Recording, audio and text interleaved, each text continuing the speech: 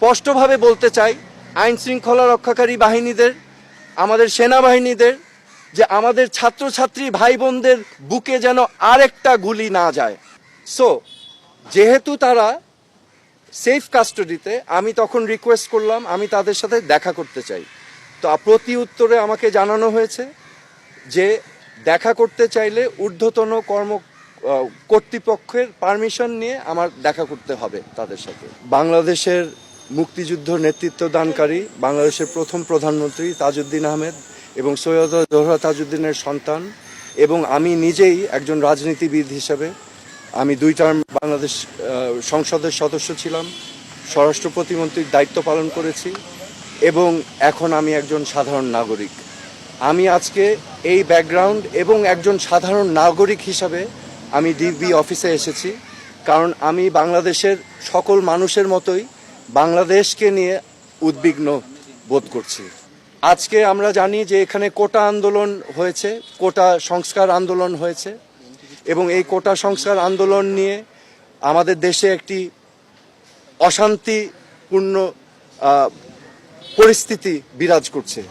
এখানে শত শত মানুষ নিহত হয়েছে, নিরীহ 5 বছরের বাচ্চা থেকে শুরু করে 8, 10, 15, 16 ছাত্র, সাধারণ মানুষ সহ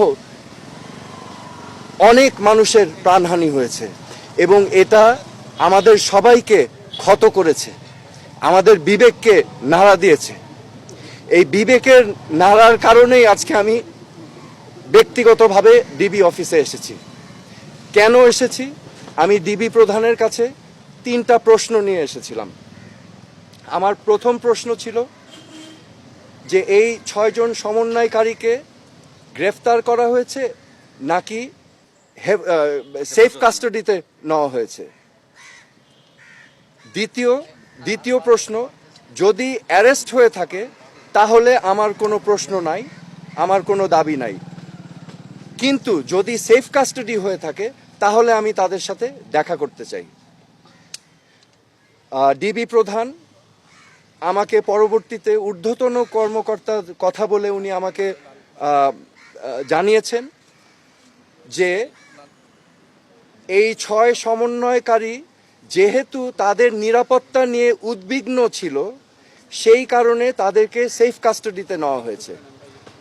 এই কথা শুনে আমি প্রশ্ন করেছিলাম যে আপনারা কিভাবে বুঝলেন যে তারা উদ্বিগ্ন তাদের নিরাপত্তা নিয়ে? তারা কি আপনাদেরকে জানিয়েছিল, রিকোয়েস্ট করেছিল?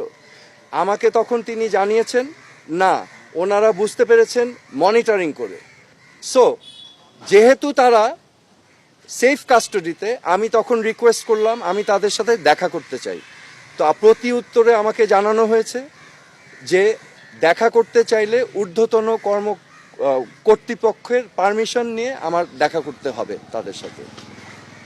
আমার তৃতীয় প্রশ্ন ছিল তাদেরকে কখন সেফ কাস্টাডি থেকে মুক্তি দেওয়া হবে। এই প্রশ্নের জবাবে তিনি বলেছেন যে ঊর্ধ্বতন কর্তৃপক্ষ যখন ওনাকে নির্দেশনা দিবেন তখনই ওনাদেরকে ছেড়ে দেওয়া হবে। সো আমার প্রশ্ন এখন, সেফ কাস্টাডি আমার জানা মতে একজন নাগরিক যদি রিকোয়েস্ট করে তাহলে সেফ কাস্টাডিতে নেওয়া যেতে পারে, কিন্তু রিকোয়েস্টের বাইরে যদি কাউকে সেফ কাস্টাডিতে নেওয়া হয়, এটা কি আসলে সেফ কাস্টাডি না এটা অ্যারেস্ট? তো এটা হচ্ছে আমার প্রশ্ন। এখানে আমি আপনাদের সম্মুখে স্পষ্টভাবে বলতে চাই, এই ছাত্র আন্দোলন, কোটা সংস্কার আন্দোলন নিয়ে যে সকল ক্ষয়ক্ষতি হয়েছে, ক্ষয়ক্ষতি কিছুই না। ক্ষয়ক্ষতি কেন কিছু না? এই ক্ষয়ক্ষতি যেই সম্পদের ধ্বংস হয়েছে সেগুলো তো জনগণের ট্যাক্স দিয়েই করা হয়েছে, এগুলো জনগণের সম্পদ, এগুলো হয়তো ভবিষ্যতে আমরাই আবার গড়ে নিব, কিন্তু একটি প্রাণ যেটা আমরা হারিয়েছি, একটি প্রাণও কি আমরা ফেরত পাবো? এই প্রাণ কি ফিরে আসবে?